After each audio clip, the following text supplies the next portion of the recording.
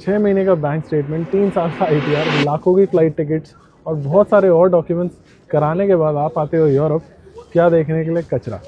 And this is the sad reality of Europe right now. बहुत बुरी हालत है पूरे यूरोप की। I have been to Germany, I have been to France, I have been to Vienna, right now I am in Netherlands which is one of my favourite countries.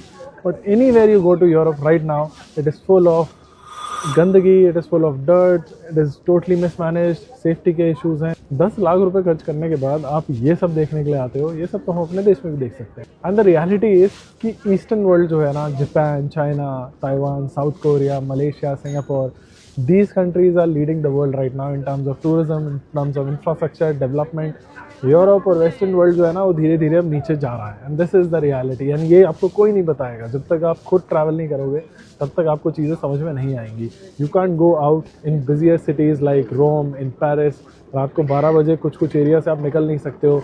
Go to Montmartre in Paris, the moment you step out of the Rouge station, I think वहाँ पे you will be shock to see the number of illegal immigrants on the street. And ये reality है अभी, और इससे कोई बच के नहीं जा सकता है।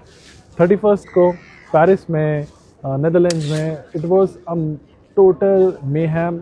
हर तरफ पटाखे थे, पुलिस के ऊपर अटैक किया गया है, रात भर स्ट्रीट्स के ऊपर अटैक हुआ है, औरतों के ऊपर मिसबिहेव किया है, असॉल्ट्स के केसेस हैं।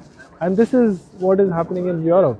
ये हमारे देश में अगर सुनने को मिलता तो लोग इसका बहुत कहानियाँ बनाते हैं, but because this is happened in the western world, nobody is going to talk about it, but this is the reality that I am sharing with you because I am right now in Europe। इस बात में कोई दो राय नहीं है कि Europe में architecture हो गया, ब्यूटी हो गया, नेचर हो गया, हिस्ट्री हो गई, इसमें आप अगर फर्स्ट टाइम ट्रैवल कर रहे हो तो हो सकता है आप इन्हीं सब चीज़ों में खो जाओ और आपकी ये सारी चीज़ों पे नज़र ना पड़े।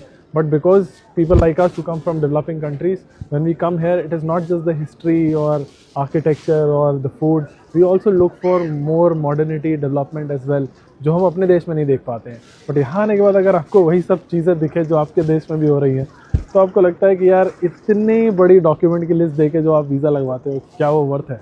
Let me know in the comments.